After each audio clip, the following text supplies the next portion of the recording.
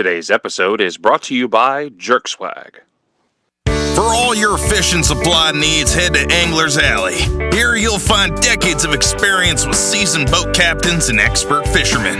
And when it comes to lures and jigs, you'll find the master baiters at Angler's Alley are eager to help you wrangle your rod. Angler's Alley Fishing Supply. Our dynamic trio of sports enthusiasts and longtime friends bring you the latest sports news, heated debates, and offbeat stories from the wide world of sports. Whether you're a diehard fan or just enjoy a good laugh, we've got you covered. Are your balls out? Suck it, jabroni. Hey, are you ready? Are you done fucking around? Hey. Yo. I do not have peanut butter on my list here. Oh, my goodness. That's ridiculous. You're listening to the BallzOut Sports Podcast. Here are your hosts, Ala, Crispy, and Jonas Mount. Ow. Well, that's a new one. Welcome into the BallzOut Sports Podcast. I am your host, Jonas Mount, alongside Ala to my left. Yep. Feeling a little bit better, getting his hair together now. We had half hour to do so, but it's going full. Are you going full Predator on me right now? Yeah, I took my 2 strands down, so you see it's a little curly. 2 strand? Is that where it's? No, when you take when they're braided in, I'm not going there with you. No, I immediately had this thought of 2 chains. You said 2 strands. I was like, all right. 2 strands? I mean, that was a good one. You know what I'm saying? Good one. I mean, 2 strands. 2 strands. All right, got you. Crispy, is he still with us? Yeah. Oh, okay. He's definitely still with us. Yeah. You're talking about coming in hot. Yeah. Also, He's really coming in hot. Crispy is joining us from the road currently. He is on his way to his studio. He's on the road. We've been chit-chatting a little bit. For those of you that joined us live, we do appreciate it. Obviously, we are live now. But as we mentioned through social media and a few times during the last couple of shows, of course, we like to go live for a little bit of a half hour, get y'all involved, join us YouTube live, ask some questions, get involved. We sort of throw I guess we kind of did that today, throw the poll question of the day or the question of the day out to all of you who are obviously more than welcome to react to that, answer that question. We'll take some of your answers, some of your questions, obviously throughout the show. The next 90 minutes, we'll be talking a lot about what's going on in the wide world of sports. We'll talk some college football. Obviously, that is one of the big topics of discussion, of course, after this past weekend and the championship games that have come and gone. We'll talk a little bit about the NFL. And then, of course, we're going to get into our top 5 at the end of the show, which top 5 today, top 5 comic book characters. Comic book characters. Yeah, I'm excited about this one. There is a sort of, when it comes to comic book characters, or with any list for that matter, there is a certain bias obviously involved in that. I have one in particular that I'm pretty sure that nobody is going to agree with, but it's just sort of a personal thing for me because it's been my favorite comic book movie character, superhero, whatever you want to call it, for the longest time. I've always been partial to, so definitely going to be on my list. We'll talk about that. We're still debating a top 5 for next week. That's something that we need to get into, but we've got Christian on the other side of the camera. Obviously, we've got Coco with us as well, who'll be taking He's not good on the other YouTube side live. of the camera currently. You're going to pan to me while I'm drinking over here in the corner. Look. I was like this. You were trying to hide it, but Right? it wasn't I'm working. trying to sneak it. Yeah. He's trying to get you a close up too. He's like, "What are you drinking? What are you drinking over there?" So yeah, we've got a lot to talk about. Obviously, the NFL playoffs as they stand right now after this past weekend's games. We will talk a little bit about Thursday Night Football. My God, finally, for once, a game worth watching. But then I looked at next Thursday's or this coming Thursday game. Geez, we went from something that's going to be worth watching to something that will probably be the lowest rated Thursday Night Football game in the history of Thursday Night Football games. And that's saying something, because typically Thursday Night Football games are no fun to watch. And by the way, let me just say this really quickly about Thursday Night Football. Is it just me? It needs to stop. Or is anybody else having a problem with Prime when watching No. Thursday Night Football? Well, it does pixelate and blur a couple times. Yeah. If that's what you're talking about. Yes. It still happens. I figured they would have gotten this fixed because last year, it was worse last year. Obviously, it was the first year they were getting into that, and it's gotten better. But occasionally as well, it will also, I'll be watching for, I don't know, say 10 minutes or so, and then all of a sudden it'll sort of, I don't know what I would call it, kind of glitching, buffering, and then it'll just stop and freeze. And then I got to come out, and then I got to go back in. That'll happen a couple of times during the game. And I'm like, this is... You know, mine's more so the audio. The audio keeps cutting in and out for me. Overall, it's just not very good. And I think the thing that probably bothers a lot of viewers in regards to this, including myself, is that you have a couple of very, very well-known play-by-play and color analysts involved. I mean, Al Michaels is a legend when it comes to calling football games. Mount Rushmore. And yet he's a part of something. And I know it's new. And I know they're going to have, they're going to have their moments where they're trying to figure things out. We all do when we get started, but it's difficult for me to watch that when I just think about him, right? I'm thinking about what he's thinking when you get all that feedback comes back, and it's like everybody's going, like, dude, this sucks. Can you imagine if him and Madden was on there, like the pristine duo of Michaels and Madden, calling a game, and it's go. You know, and Madden would be one of the guys that would pull no punches. Flip his shit. I mean, he's going to be the guy that's going to go, what are we doing here, guys? Like, what's happening right now? We got a boom, and we're out of here. Just walk right off set. I'm gone. I got to go. You call me when this is fixed. How about we do that? Yeah. So Thursday Night Football was a doozy. It was... You know, it's one of those where, and we'll talk about this in a little bit, but I'm watching the game, and it's let me rephrase. It's on. Nobody watches Thursday. It wasn't watch. It was on because it's football. It's on in the background. I'm talking to the wife, and we're whatever, and then Dallas scores, and then Seattle takes the lead, and I'm like, this is kind of interesting. And then I'm like, and then it's back and forth, and I'm like, oh, well, hold up a second. Now I had to get up early the next morning for work, and I thought, this is fine that I have to get up early the next morning because I'm not going to watch this game. And then it just got better and better, and I'm watching it, and it's back and forth, and I'm like, well, shit, I'm going to have to watch this whole game. And I did. I watched the entire game, and I got very little sleep and got up and went to work the next day.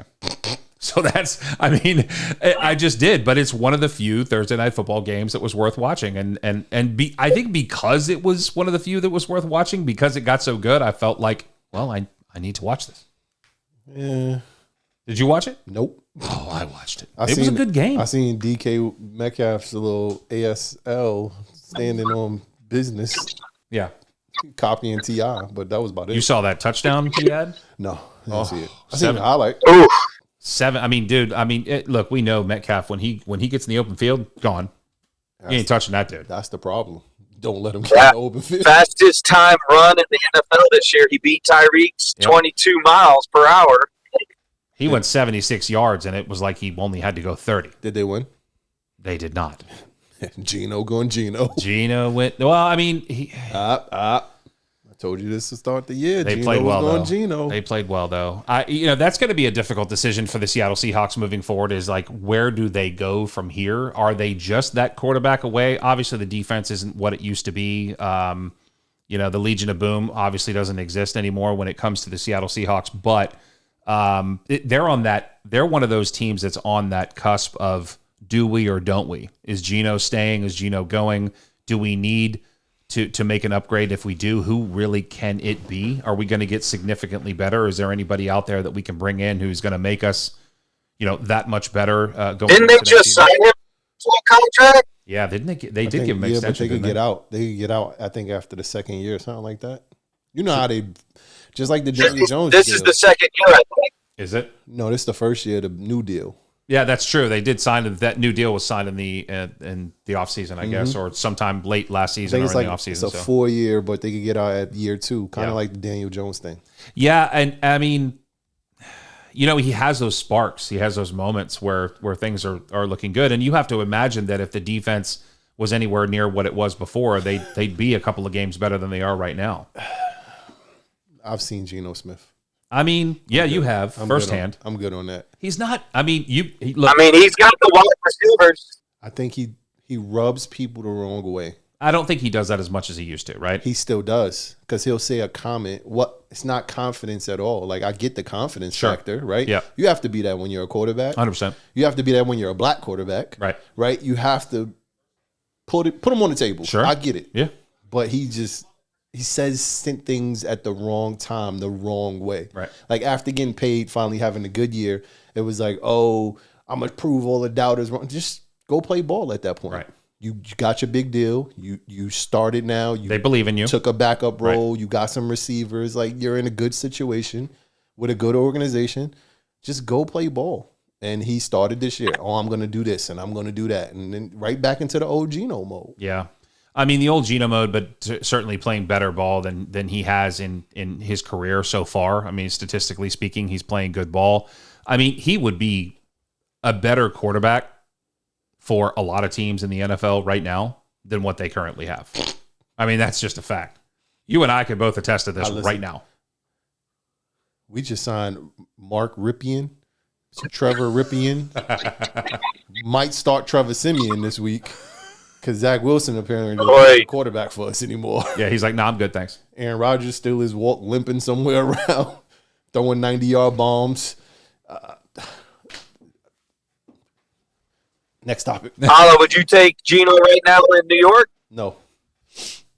Over anybody else that you have right now? No, I just don't. We did that. If we go back to any previous glory, I would take Sam Darnold. Sam didn't get a fair shake. I've always said that.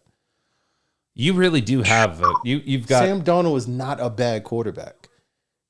I mean, if we're talking about not bad quarterbacks, if that's the terminology we're going to use, Geno Smith is not a bad quarterback. Now. Right. But that's what we're talking about but now. Sam is much better at managing his emotions and feelings. He's not going to go have a bad press conference like Geno will, or like even Lamar Jackson. We've talked about Lamar Jackson's press conferences, right? Right. That's another part of being a quarterback, though. Like, you have to have not only the team. Where's Sam at right now? Where's what? Where's Sam at right now? San Francisco, backing up Purdy. Oh, that's right. Right. He's moved around a couple times. I've lost track of where he is. After leaving Carolina last year, which we got a steal for him too. We got a second, a fourth, and a seventh for trading. I mean, they'd be better now with him, I imagine, right? Absolutely. Yeah. But they could have made those moves. Well, he'd be there, and they'd still have DJ. See, that's the thing. I agree. They wouldn't have had to sell they didn't have to mortgage the farm, and they would have all their first round picks. By the way, and I know that we're going to talk about the playoff picture a little bit later on in the show, but there is one team that has already, the only team that has been mathematically eliminated from the playoffs. Is it the Jets? It's the Carolina Panthers. Well, they're 1-11, so yeah, they're mathematically eliminated from the playoffs. Why? They can't win the division? No. It's not possible for them to win the division. Y'all division sucks. Yes, it does. Thank you for noticing. I'm not saying y'all suck. Clearly, y'all beat us, but we're not. We don't suck, but we're not very good. You ain't got no quarterback. No. Oh, now you're on. Hey, look, I gave it a shake. All I said at the beginning of the year was, let's see. Right? I'm not going to make some type of opinion on something until I see what's going on. Defensively, they're a top 10 team. They continue to prove that week in and week out. They're top 10 in the league. Defensively, and they don't even have Grady Jarrett, but they continue to play well, and they have the best safety in football right now. That's debatable. He's playing really good. Statistically speaking, he's the best safety. He's playing really good. Yeah, he's playing good ball. He's a hell of a field general. He gets it. He's a ball hawk. He knows what to do. Yeah. He's a ball hawk. And he can hit the hell out of you. I mean, he's got it all. That pick that he caught was just a punt, though. So I mean, he shouldn't have got that. That's fair. I don't watch football anymore. I'm tired of watching football. I'm tired of watching football. So we kind of going to start in this way when it comes to the NFL. Sort of start with Monday Night Football and work our way back. I know we've already talked about the Dallas Seattle game, but I want to get a little bit more into that later on in the show because I want to talk about Dak specifically. and that team, and then defensively giving them as much as they did. But we'll get into that in a little bit. But let's talk a little bit about Monday Night Football, because the Jacksonville Jaguars have had the opportunity with a win over Cincinnati last night to move into first in the conference. Yeah, first in the AFC. Mm-hmm. Which hasn't happened in forever in right. Jacksonville. Had the opportunity to do that and then ultimately end up losing the game to a backup quarterback in the Cincinnati Bengals, 34-31. Now, the problem, of course, for Jacksonville, bigger problem than just losing that game, because right now they're still in the playoff picture. They're still the best team in their division, but they may have lost Trevor Lawrence for an extended period of time. Now, from what I'm hearing, they plan on rehabbing him hard to potentially come back almost right away. But he's got a high ankle sprain. I don't know the last time anybody got a high ankle sprain, was diagnosed with a high ankle sprain, and played the very next week. But he walked. Yeah, gingerly. You saw when he got back when he was in the tunnel going back to the locker room. He could barely put pressure on. He hasn't missed a game yet, though. I realize that. But is it advantageous for him to actually play right now? I mean, will they have to look at their situation and think that, maybe rest him for a game, win or lose that game? They're still in the hunt anyway, right? Because you also look at what's going on with the Houston Texans right now. They lose Tank Dell for the rest of the season with a broken leg. So he's out. And that obviously hurts the Houston Texans offensively. But they still won. They did. They still won. I get that. But, I mean, moving forward, that's the number one weapon for C.J. Stroud. And that weapon is gone. Or maybe they go get T.O. Now, you know what? I didn't want to necessarily bring up a baseball reference, but that came way out of left field. I'm just putting people out there. I mean, why not? He still want to play, so just go get him. If you had a Houston Texans fan in here right now, they probably have the same comments you did at the beginning of the year when Aaron Rodgers went down. Be like, hey, why don't we bring Cam Newton back? No, he's old. Why do you keep wanting to bring up 37, 38, 45-year-old quarterbacks? Hey, you need something. I mean, T.O. could probably still ball. Exactly. He really could. There was a comment that Brady, supposed GOAT Tom Brady, said. He's not the GOAT to me, but neither here nor there. All right. Okay. He Story said, for another day. He said, give me Chad and Randy right now, and I guarantee I'll go out there and go undefeated. He said that? Give me Chad Johnson and Randy Moss right now. Right now. Put them on the outsides. I'll have a career year. Like, is he wrong? Breaking. And with this league, and you can't touch receivers, anything, and those can't touch the quarterback on the outside, right? Absolutely. Well, he also benefits from having a halfway decent tight end or two in the middle there as well, because if you're giving that respect out there to those guys, he's got the middle to play with all day long. You can. You're welcome. That was for you. I did that for you. I was waiting. I'm changed. Waiting. No, you're not. That's impossible. I'm changed. You don't even need a good tight end in that place. In that case, if you got two on the outside, yes, it's going to open the middle of the field. But doesn't it benefit you to have that guy? You could put the slowest tight end in league history down the middle of the field because it's going to be open. So you're telling me he could take Tony Gonzalez right now too and still do that? Well, Tony Gonzalez is still like the GOAT, right? I mean, he could still ball. Have you seen that dude lately? He's like 6'7". Yeah. And his hands are like, they're massive. They're bigger than your head.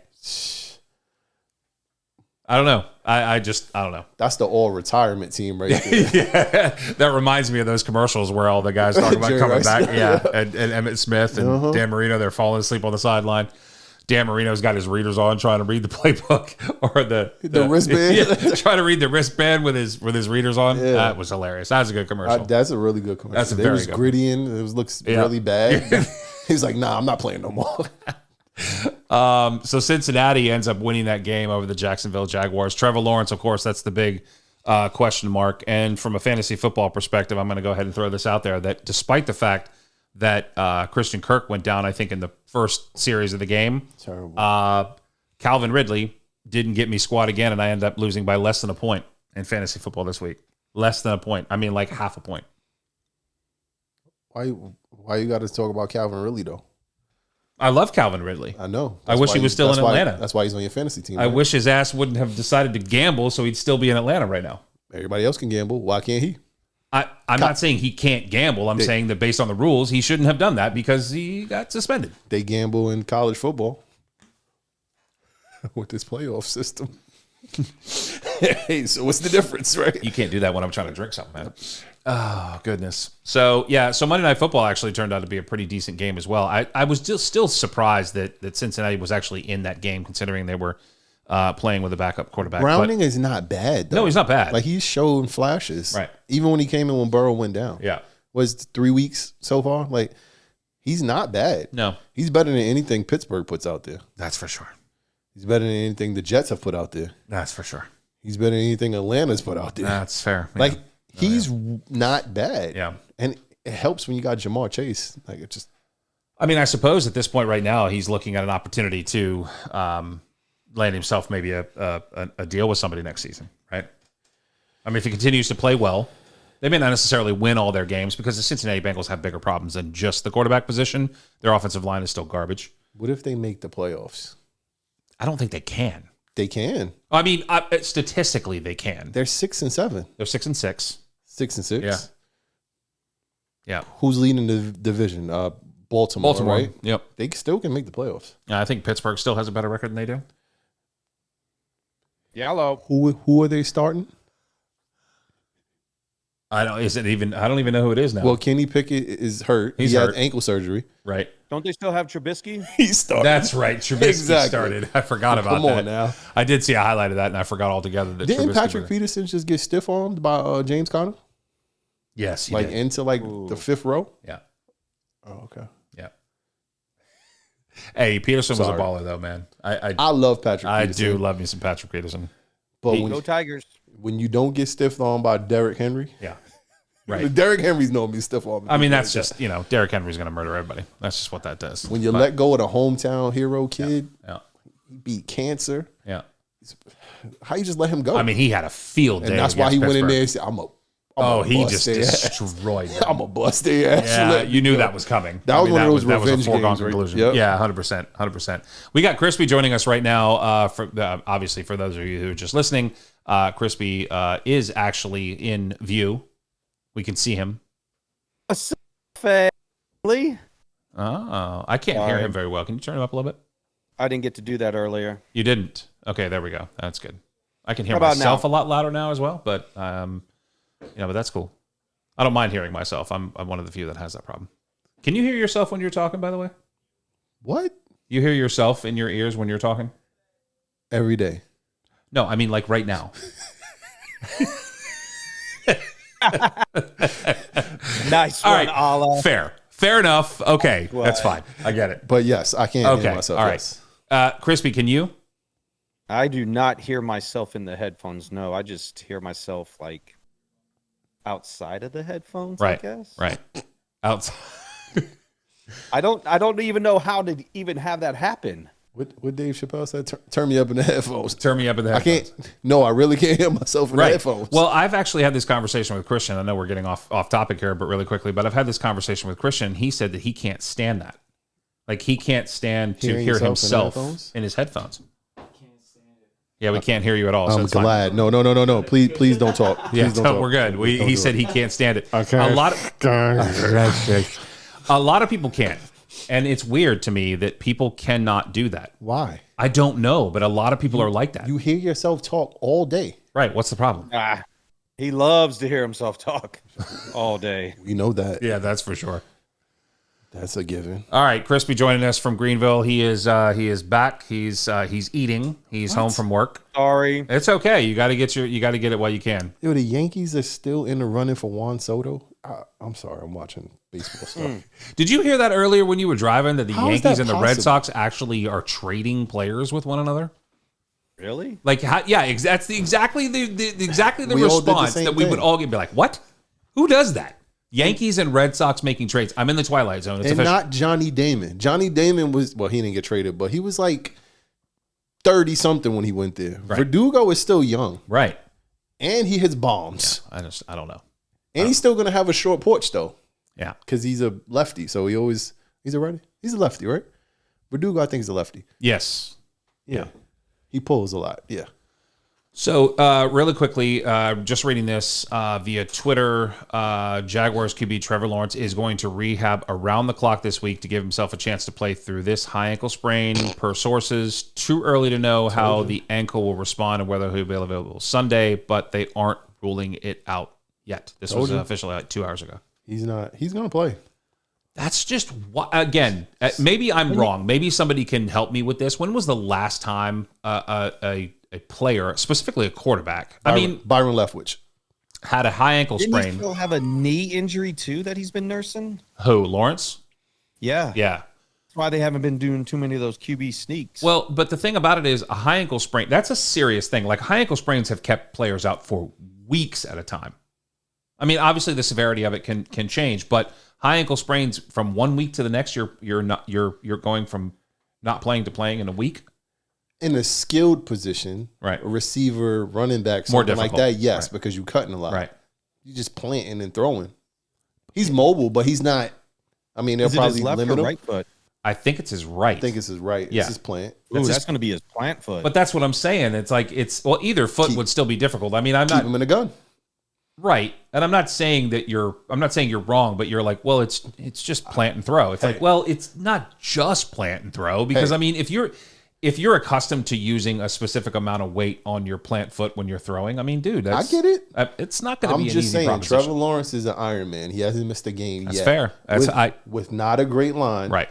With questionable skill position players, and he still has a decent record. I still think he's a top young quarterback. He is. He's a dog. He takes pain apparently, And they do have. I mean, And he you still said looks like questionable. sunshine. He You still said looks like sunshine. right. He does. You said questionable. I'll disagree. I think that they have very good skill players. I mean, Christian Kirk's a very good wide receiver. He's a legitimate number one. They don't have a.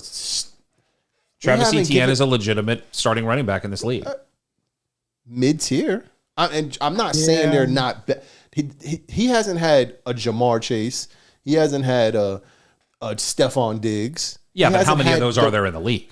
I mean, most teams have a viable number one like that. Well, though. Christian Kirk is a viable number one. I don't know. He's not Jamar Chase, but we can't. All right, so we got to take let's take certain guys out of the equation, right? There's Justin levels. Jefferson, Jamar Chase, Stephon Diggs. We take those guys out of the equation, right? There's levels though. Right. He's a number one for Jacksonville. That's what I'm saying. Right. He's not a number one. But Like, yeah, they but he'd haven't be a given number one for a lot of teams. Christian Kirk is not a number one. Christian Kirk would be how many? Okay, listen. Let me go through the NFL really quickly. Getting us off on a tangent. I'm just saying. I don't want to hear it. You don't want to Wasn't hear it? me. No, don't do it. You don't. Okay. No, I'm down for it. What I'm saying is Garrett Wilson is a number one. True. Right. True. Yeah, of course. Of course. Michael Pittman Jr. having a great year is not a number one. Not anymore. Was. Not yet. He's still kind of young. But But he was playing like a number one a couple of years ago, not playing like a number one now. But they've also been through a carousel quarterback. So, I mean, that's... If the Jets had Gardner Minshew, I told you we'd be in the playoffs. Nobody's listened to me in the beginning I of the disagree year. with But that. that's a different story. Right. There are teams that have... I can run down the list and tell you number ones on teams. I'm gonna go through the NFL really. I'm gonna go through all the teams really quickly, and I'm gonna give you all the teams that he would be a number one with right now. You ready? This will take me like Go ahead. 20 seconds. New England Patriots, Yes. not New York Jets, New York Giants, Yes. Washington Commanders, No. Baltimore Ravens. No. Well, yes. Yes. Okay, all right. Yes, you're well, right. hold up. Hold the phone. I forgot who was there. Right. Yes. Pittsburgh I'm Steelers. thinking Flowers. No. Pittsburgh Steelers. No. George Pittman? Pickens is the one. You don't think Yeah. Pickens? You don't think Kirk is better than Pickens? No. Yeah, I do. Not me. I do. I think he is. No.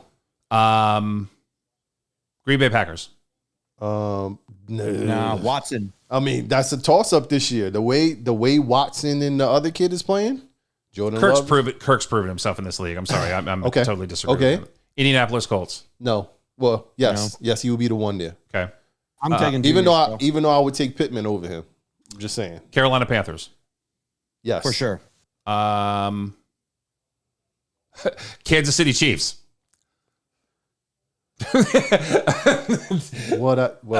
We all know they don't never have receivers. I'm but just saying. they make because they got McCole Hardman. Go Is Dogs. it Rashid Rice? Yeah, or- they got the other Rice kid, Yeah, definitely. Pacheco. He's definitely the guy. Pacheco. Okay, all Yeah. right. I'll take Kirk and KC. Yeah, Yes. I would definitely take Kirk Yes. and Casey. Keep going. Houston. I got 3 Denver so far. Broncos. No. They got Jerry Judy Sutton? and Sutton out there. Well, nobody like I said I like Judy. Everybody called me crazy. Like I never early on said this. Judy was bad. I just said he needs to get out of Denver. Houston Texans right now. Yes, He's not better than Because Tank Dell, now that technically.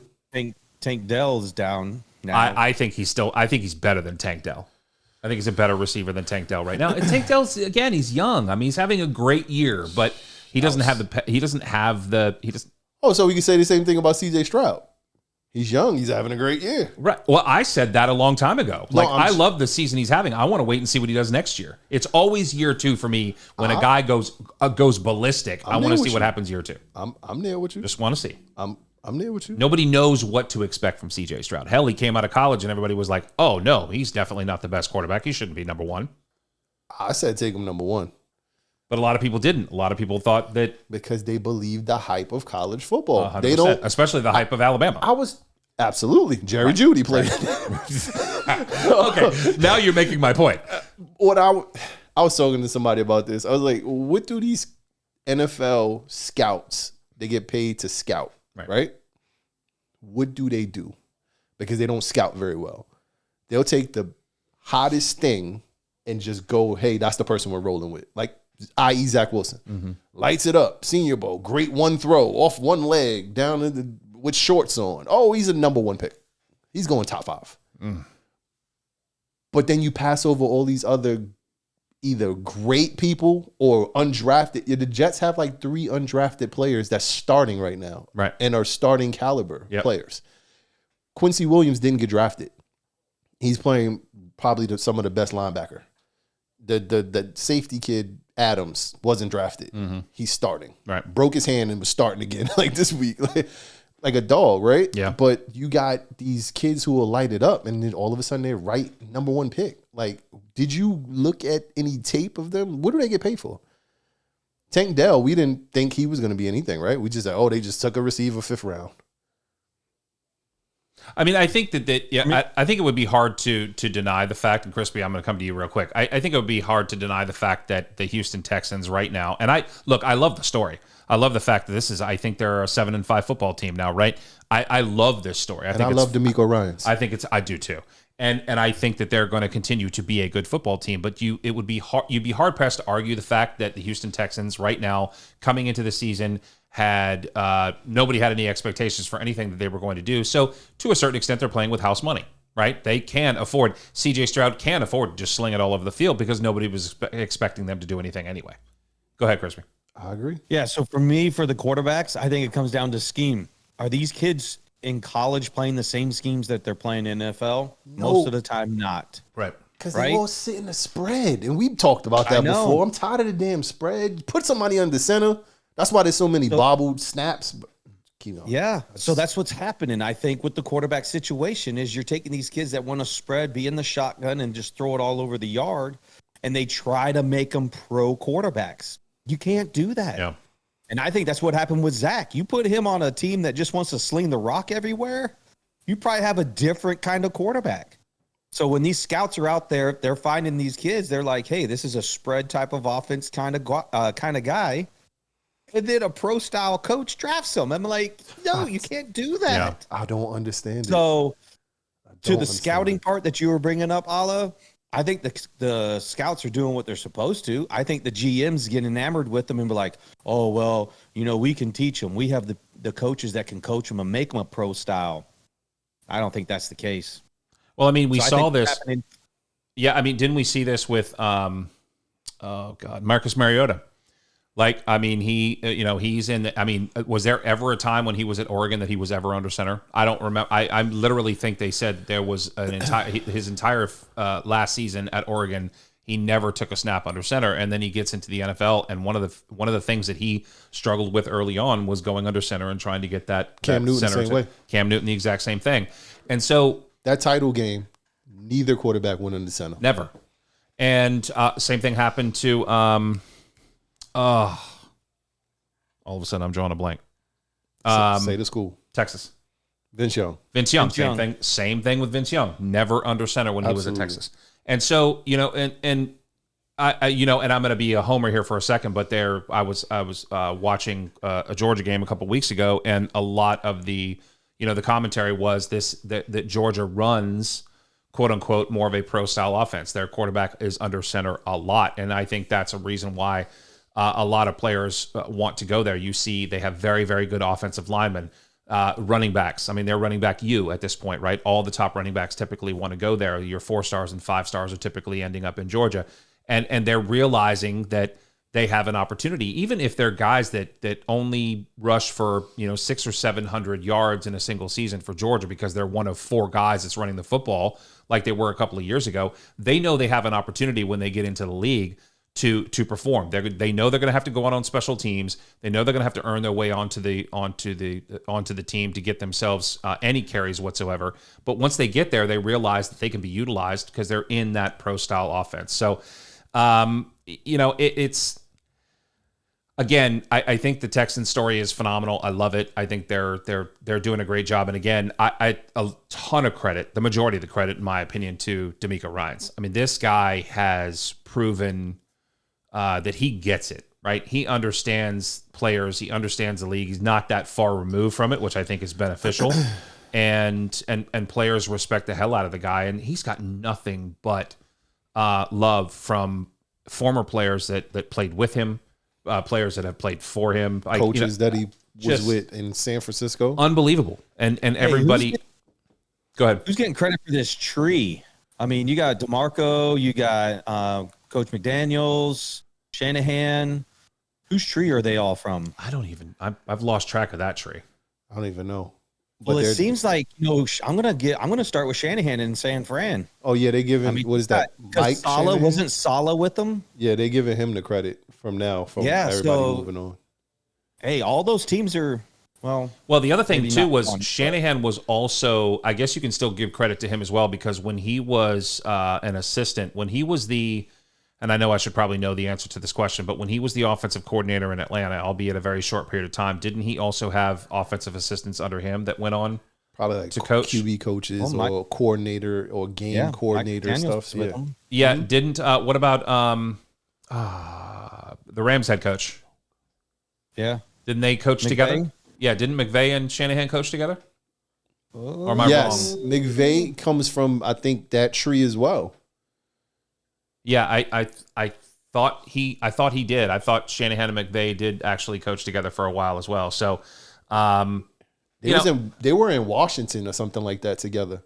First before moving on and getting their breaks. Yep. They were. I think they were under the Jay Gruden tree, if I'm not mistaken. Those coordinators came from under Gruden when Gruden got the. Oh, he hired them on, didn't he? First, yeah.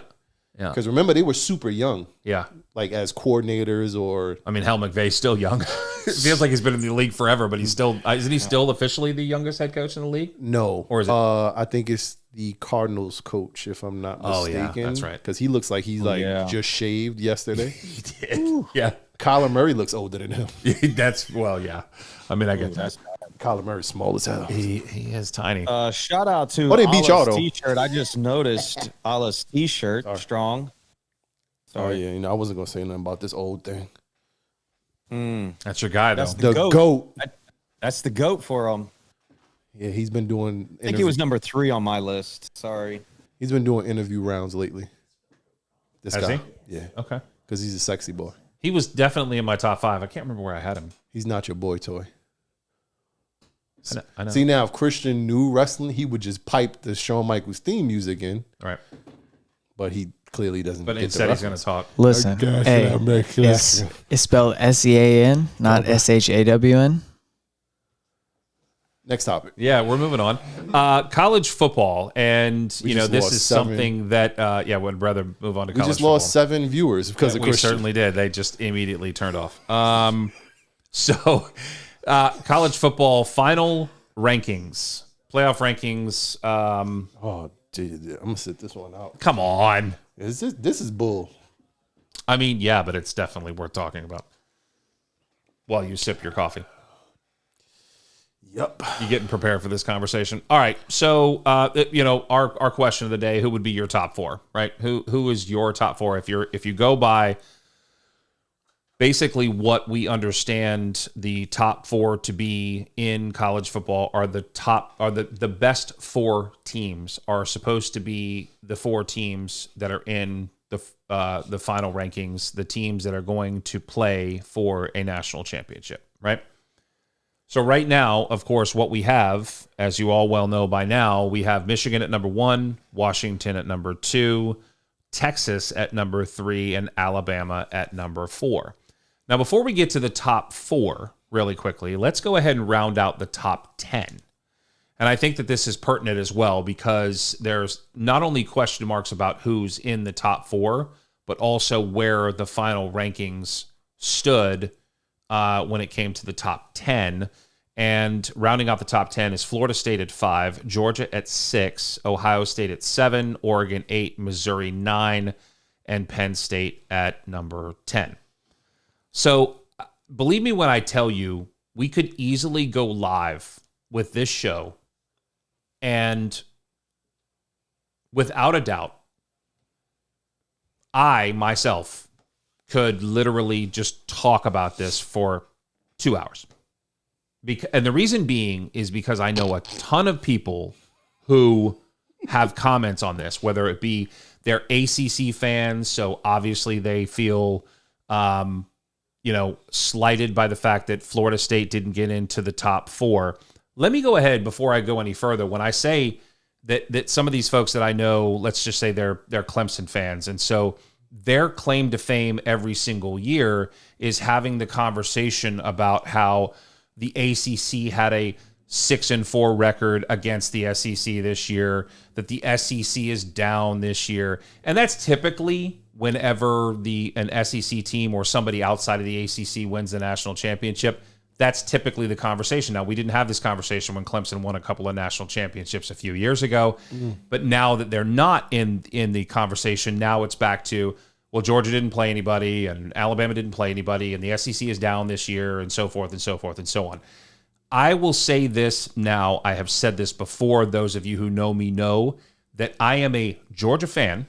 I make no bones about that. I don't care about the SEC at large. I am not a homer for the conference.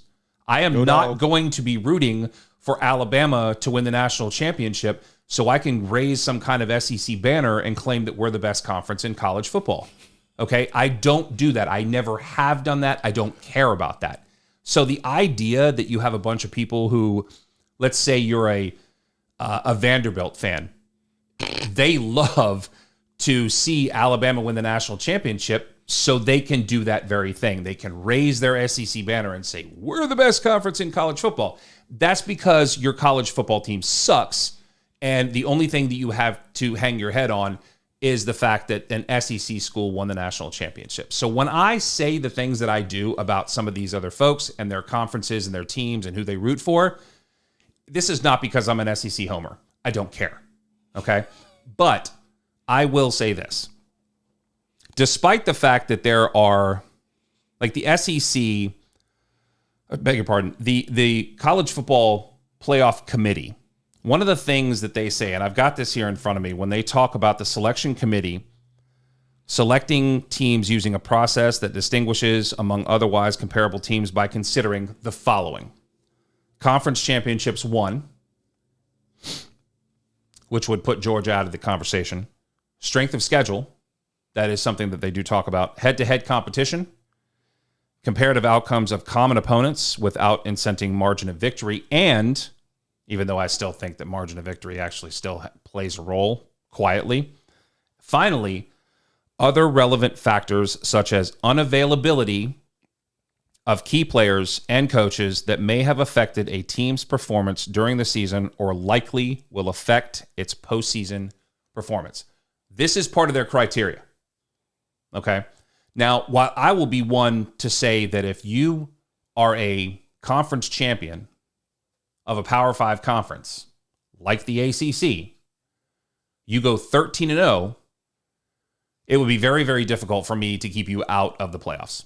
That's just a fact. That's what I'm saying. Okay. It would be very difficult for me to do that. And the reason being is because you never know. That's why, and I'll quote Herm Edwards, you play to win the game, right? So when you have a team like Florida State that has overcome the adversity that they have by losing their starting quarterback to still continue to win games. And oh, by the way, this defense that Florida State has, it's nasty.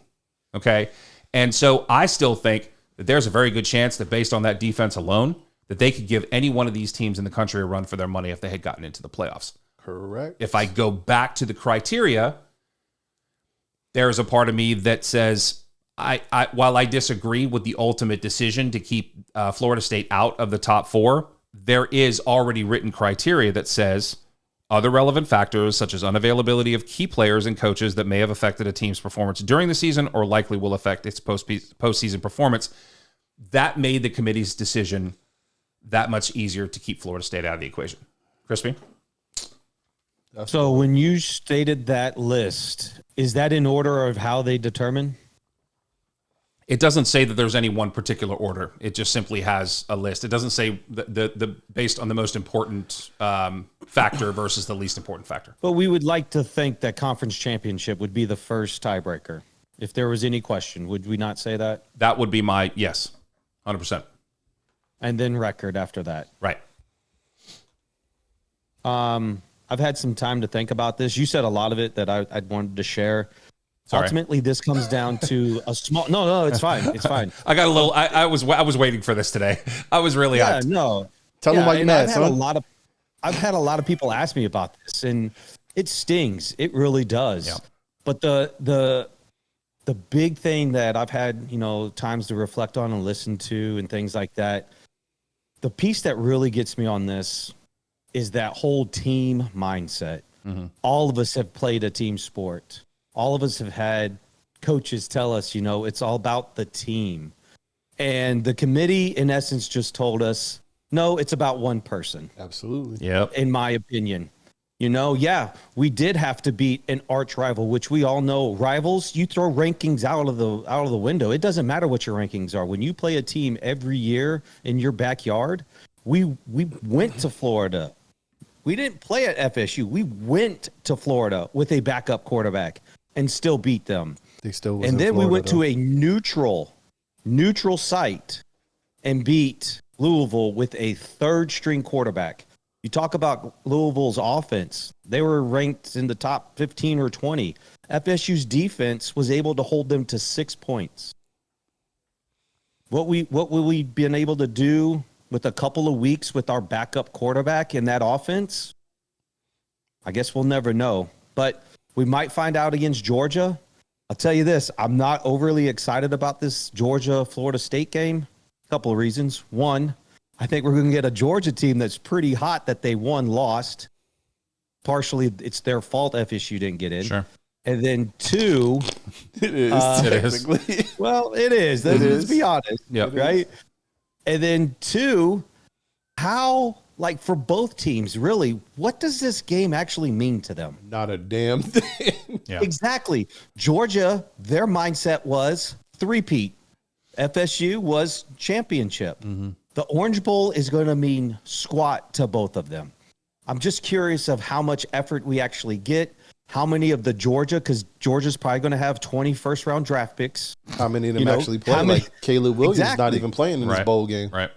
Exactly. Right. So how many of those guys are actually going to play? And I actually had a good friend of mine even bring up the fact that what if FSU and Georgia just both went and said, you know what? We don't want to play. Exactly. We don't want to play. The same thing. Yep. What would happen then? Yeah. Say screw you to the NCAA and the CFP polls. I'd laugh my ass off if that happened, first of all. I should. Did y'all see the press conference with Herbie and Mike Noble? I mean, they both were just so disgusted of where they're at with this. Yeah. They were both just like, why are we even having this conversation? It really does not matter.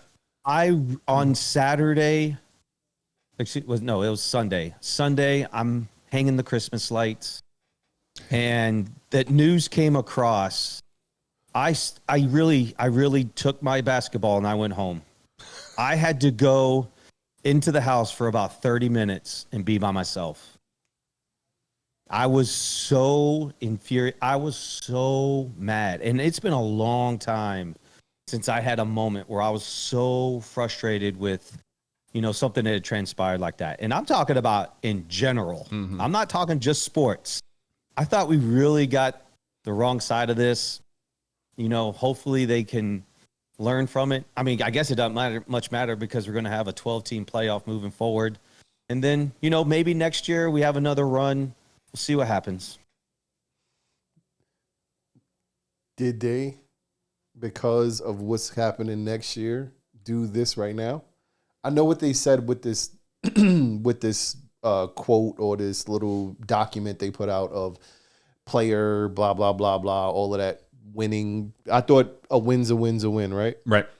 So did they do this because the playoff system is coming next year? I think spark some controversy. I don't know that they did it for that reason, but what I will agree with you on is the fact that they could afford to do whatever they wanted. Yeah, right? Yeah. I don't know if it meant like we're going to do this year. just so we can stir the pot, but they could afford to do anything they wanted to do, and I'm going to tell you why. Could you put it past them, though? No, absolutely not. But I don't know that they're necessarily sitting around the campfire having that conversation. But the reality is, I'm going to tell you why Florida State didn't get in. And there's one reason and really one reason only. I mean, you can take all this other stuff and you can talk about the criteria and you can say this and you can say that. There was talk about this and it circles around every single year when we come and we're talking about playoffs, and it's something that's never happened before. And they were talking about how that, this would be the first year that this would ever happen. There was no way they were going to keep an SEC team out of the Final Four. That's ultimately what this boils down to. Now, is that fair? No. But one thing that we all know. But they wouldn't have had to. Now, if Georgia would have won. Sure. If Georgia would have handled business. They still would have had an SEC team in there. Sure, they would have. So just because Bama won, you don't take the easy way or the this has sparked so much controversy and talk. They want this. They want more eyes on it. Sure, but to your point, if Georgia had won, then that would have made that wouldn't have made this decision that much more controversial. You never know. You would have had. Well, I mean, think about it like this: you would have had Georgia, who's the defending champs and number one team in the country, go undefeated, win the SEC championship. Then at that point, you're asking the question: is Georgia or Florida State more worthy of getting into? Yeah, I don't know what to do with my hands right now. Is Georgia or Florida State more worthy of getting in to the playoffs at that point if Georgia wins that game? And I'm going to bring something up here in just a moment as soon as I say this. If Georgia wins that game, I think that they get in over Florida State. You have both of those two teams are undefeated. I think you argue at that point, and it's moot now, but you argue at that point that Georgia is the better football team. However, let me say this really quickly, because this is one of the things that the committee has always said, and we've always talked about when it comes to the college football playoffs, is the committee has always said the four best teams get in. Mike Greenberg, we love us some Greeny. I do, because he's a Jet fan. He, at ESPN Greeny on Twitter, says, here's how absurd the four best concept is. And this is coming from Greeny. There is no one who has watched 5 football games in their life who doesn't know Georgia is one of the 4 best.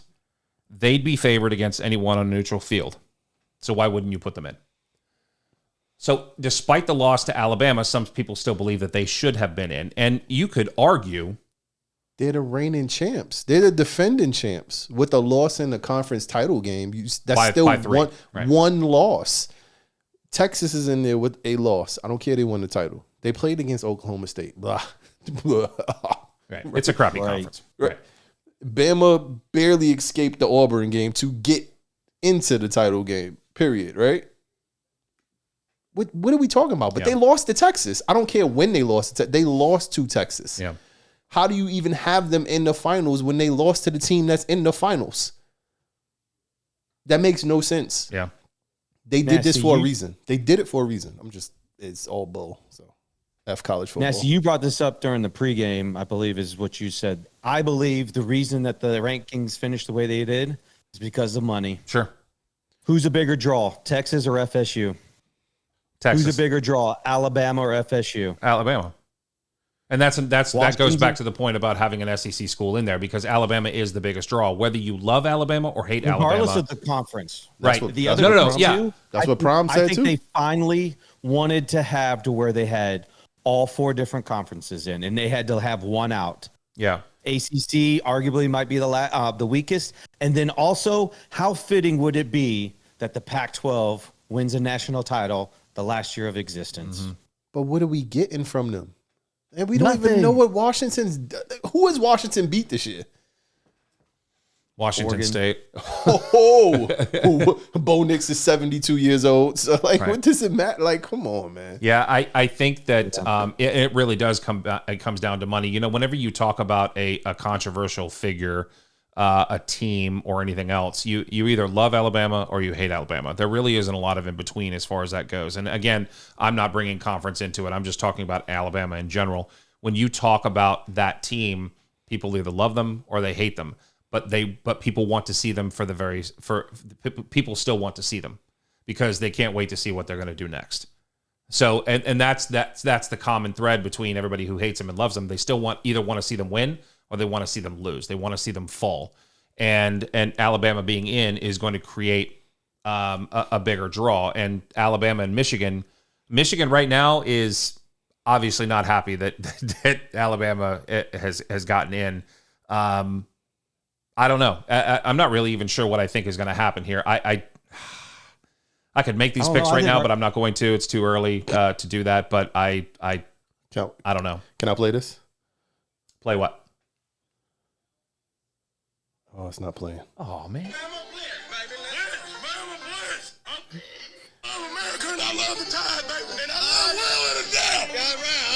Oh, my gosh.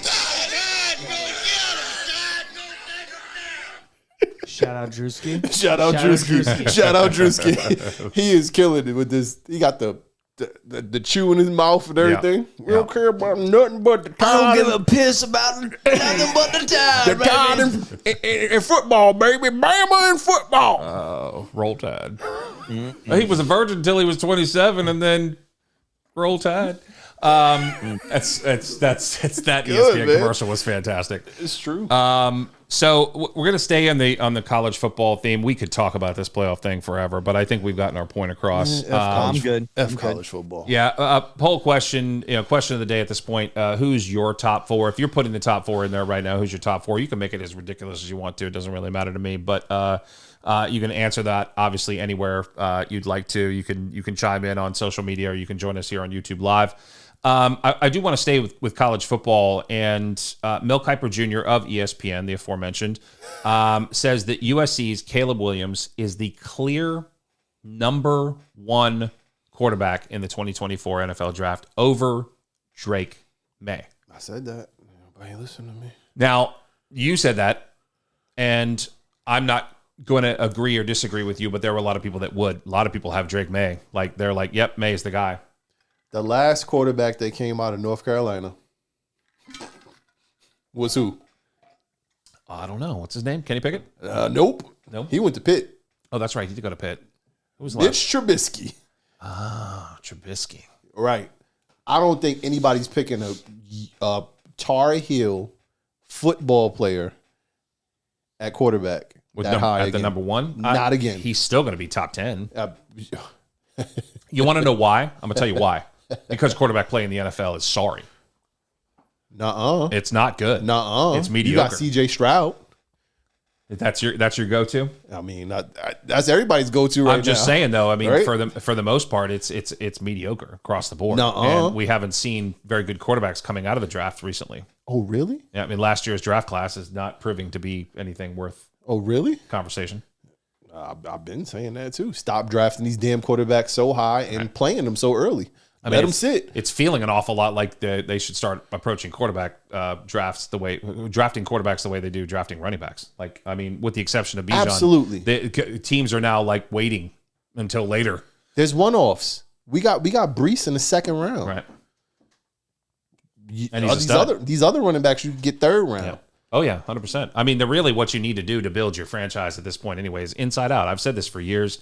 You build the lines, man. You build inside out. You build the offensive line, the defensive line. Those are the two most important pieces to the puzzle, anyway, with the exception of quarterback. It's called blocking and tackling. That's 100%. all football is about. You got to right? get to the quarterback, and you got to defend the quarterback. I mean, that's it. ultimately what it boils down to, because quarterback is the most important position on the field. So, Kuiper Jr. says Williams, assuming he enters the draft, is going to have his 2023 season picked apart for the next 5 months. But when you really study his tape, you'll see he was still tremendous. He's an outstanding talent, a passer who can do rare things when he's moving in and outside the pocket. Plus, the reality is May had some inconsistent games and didn't grab his chance to move up down the stretch. Williams is going to go wire to wire as my number one quarterback. Mm-hmm. The talent is there. It's there. The what is it when the quarterback, the intangibles, the mindset is probably not there. Absolutely. We'll see it. He's soft. Yes. But he won the Heisman last year.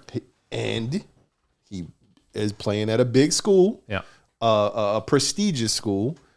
When that happens, it does not matter what you do. Yeah. He could have went and threw 30 picks this year. He still was going to be drafted high. Threw 30 touchdowns, 5 picks for 36-33 as far as his yardage goes, almost 70% completion. Obviously, they went 1-5 in their final 6 games, finished 7-5 overall. A down year for what and the expectation, obviously, for them as the defending Heisman champ come back. The expectations were much higher, especially the way they started the season. Mm-hmm. Obviously, a lot of what was going on with Southern Cal was the fact that their defense was atrocious. Doo-doo. But that's also pretty typical of that conference anyway. However,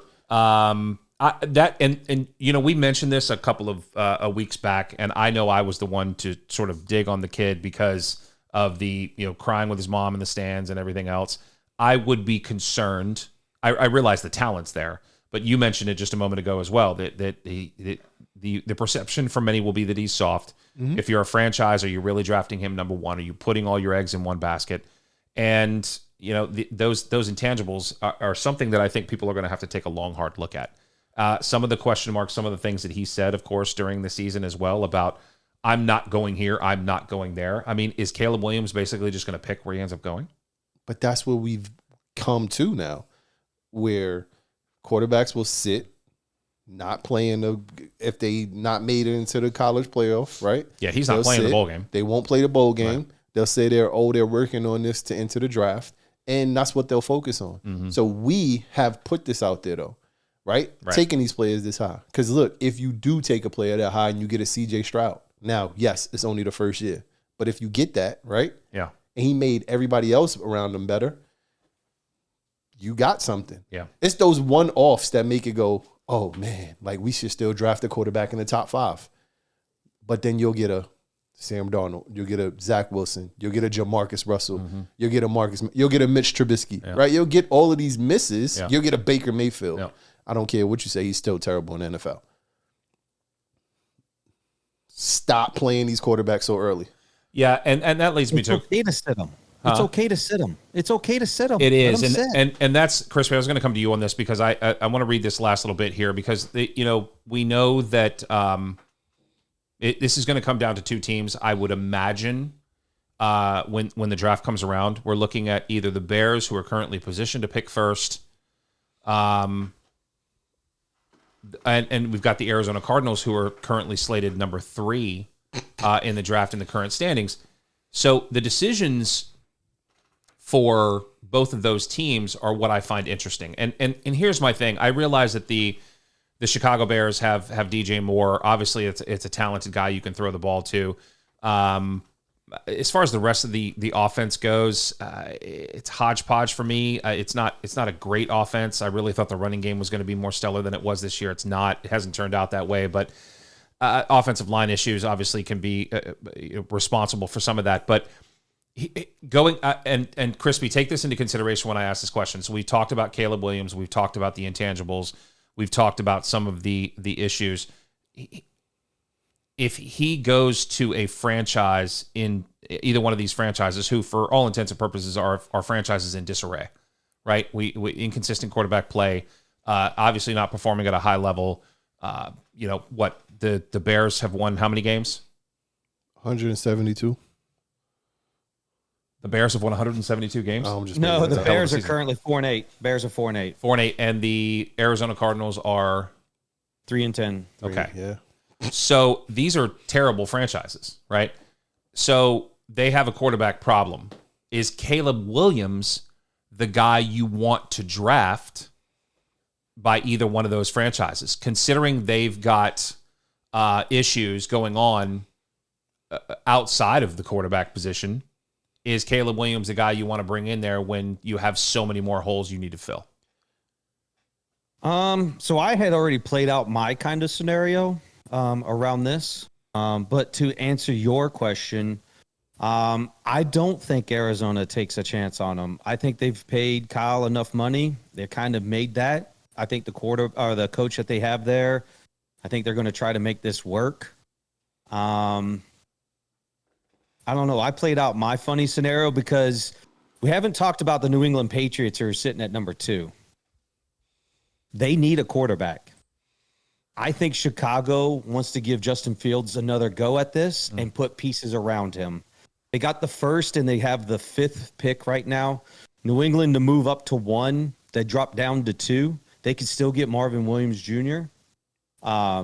Marvin Williams. Marvin Harrison. Oh my gosh. Marvin Harrison. Marvin Harrison Jr. Put him alongside with DJ. Hey, it's not his with fault that- necessarily. I We thought like we to were say talking about Williams. I thought we were talking about basketball for a second. Well, we also wanted it. We Right, we also talk about Zach Williams all the time, so I get it. Yeah. We don't talk about him And then anymore. Chicago's still at the 5. They can still get them a nice offensive lineman. New England's going to have to give another pick somewhere to move up to that number 1 spot.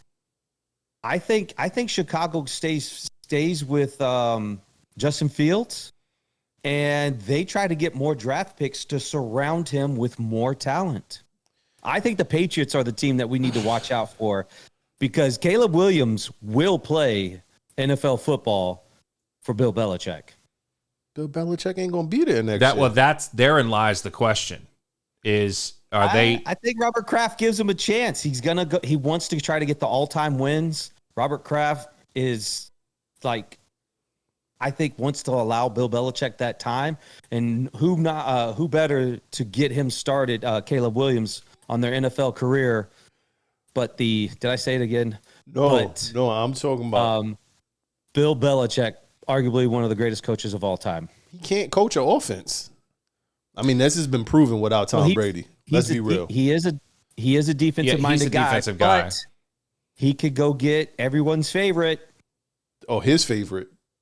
Yeah, McDaniels His is going to be favorite. available. Yeah.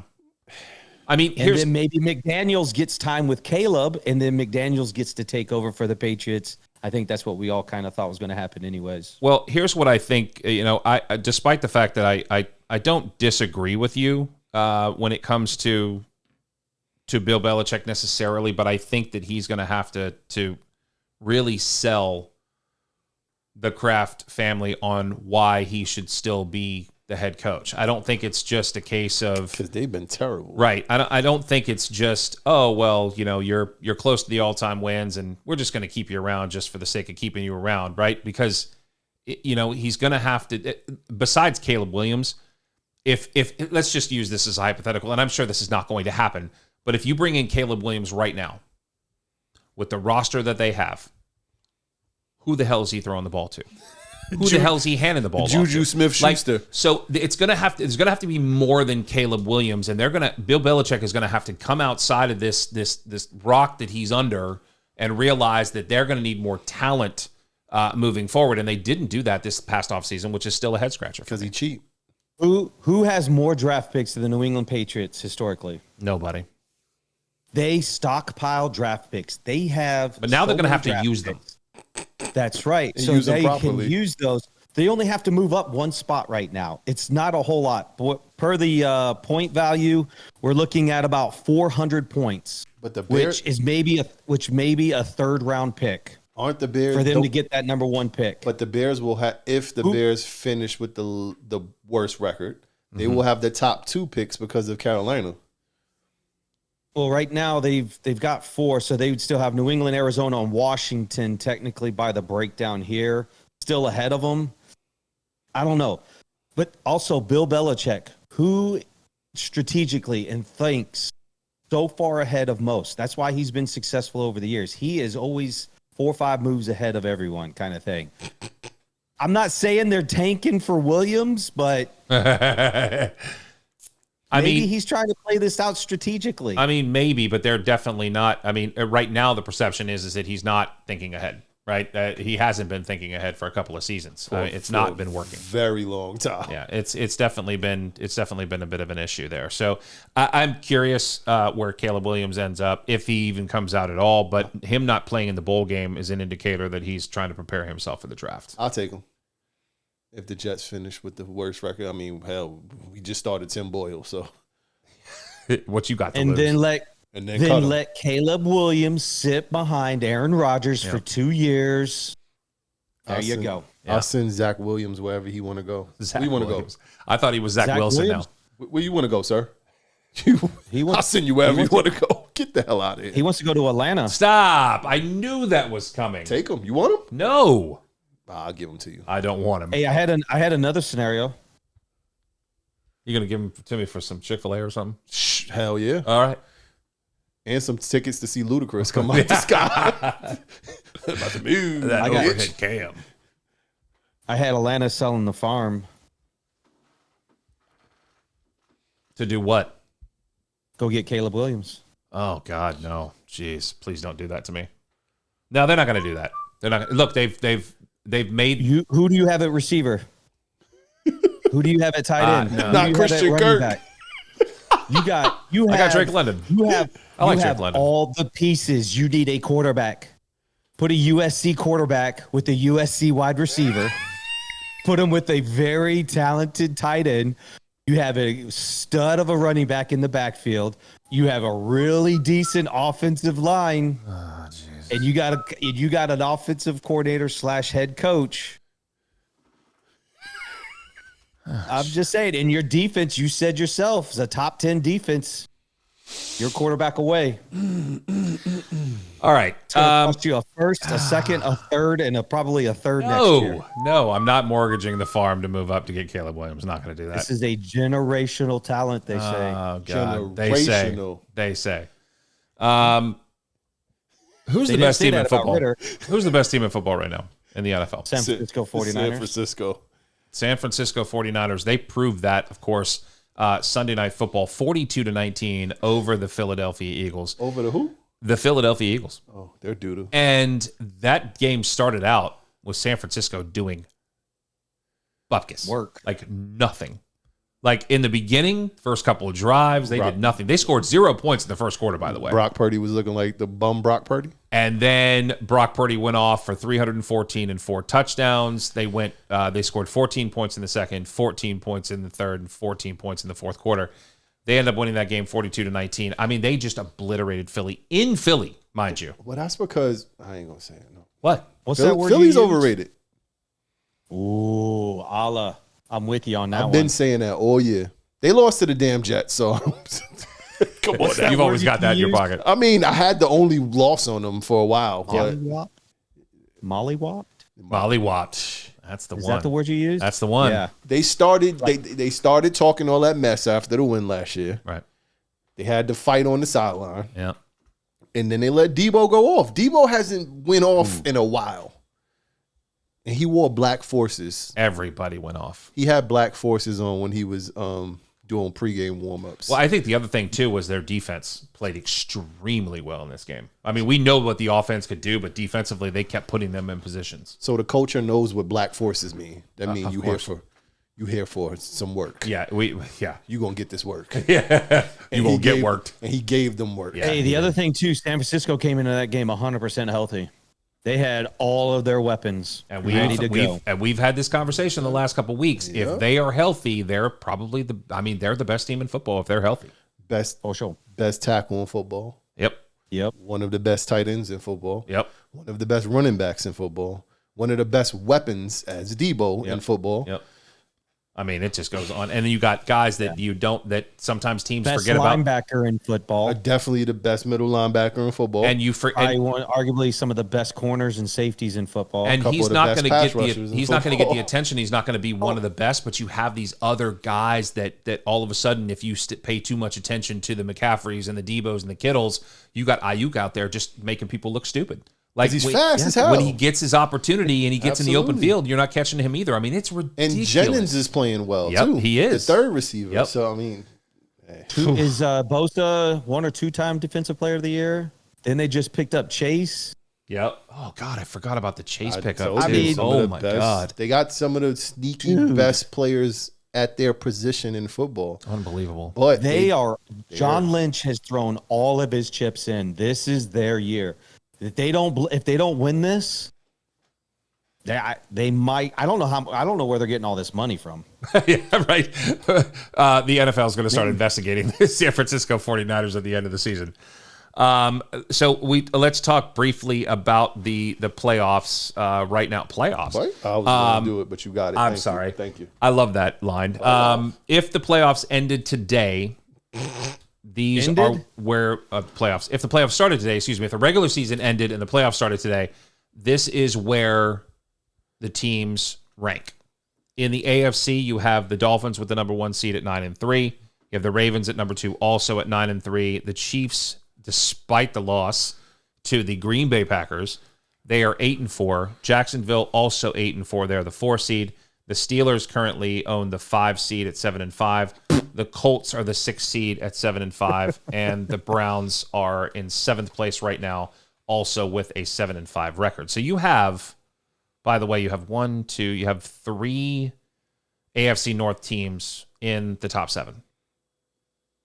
Browns, though, they're missing the quarterback, man. It's ultimately going to be their demise. They can't. That defense can't stand. Flacco looked horrible. He looked like a 45-year-old guy who's been sitting on a couch for 3 years. Actually, I don't agree with that at all. Flacco actually looked good for quite some time in that game. It was towards the end of the game he did, but he was making some crazy good throws early in that game. We I all watched quite a know bit of Joe that. Flacco can throw the ball. We course. never denied that. Right. We just can't move. Right. And he's old Yeah. as hell. Yeah, he did the old man unfortunate mistakes towards the end of the game. There you There go. were a couple of throws he made because they were in that game for a while. And then things just fell apart late in the game. It was early on, though, when they were tied up with him, where he was making some good throws. But, it's a stopgap, obviously. But so that's what we're looking like in the AFC picture right now. NFC, Eagles at 1, 49ers at 2, Lions at 3, Falcons at 4, 6-6, the Cowboys at 5, at 9-3.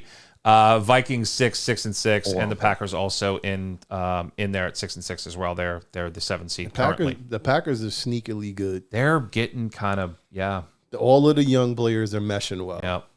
yeah. They've been talking quite a bit about the fact that maybe it's time for people to realize that Jordan Love may actually be their guy moving forward. Yeah. His AJ Dillon is making some money right now too. and they're doing this without Aaron Jones. Yeah. Yeah. I've always been a huge AJ Dillon fan. He's either got to stay there and bruiser. Jones moves on, or he's got to end up going You know somewhere who he else. reminds me of? TJ Duckett. TJ Duckett, yeah, a little shorter, but yeah, But big bruising body, Yeah. right? yeah, kind of a Big cross between Duckett and Brandon Jacobs. I would have Ish. said Duckett and Turner, little shorter. Corey Dillon. Oh, that's a good comparison. Yeah, Hey, a little bit of both. Dylan. There Yeah, you go. yeah. But no, he looks Corey Dillon body like. Nobody talks about Corey Dillon anymore. Underrated. That dude was nasty. Fred Taylor needs to be in the Hall of Fame by the way. So Crispy knows, don't get me started on Fred Taylor right now, because I've said this before, and some of the great running backs of the past have said it. I think Jim Brown even said it at one point, said that if it hadn't been for Fred Taylor's injuries, he would have gone down as the greatest running back of all time. Like, that's how good Fred Taylor was when he was healthy. Like, it was disgusting what he could do on the Absolutely football agree. field. Unbelievable. All right, so Super Bowl, of course, is going to be in Las Vegas this year.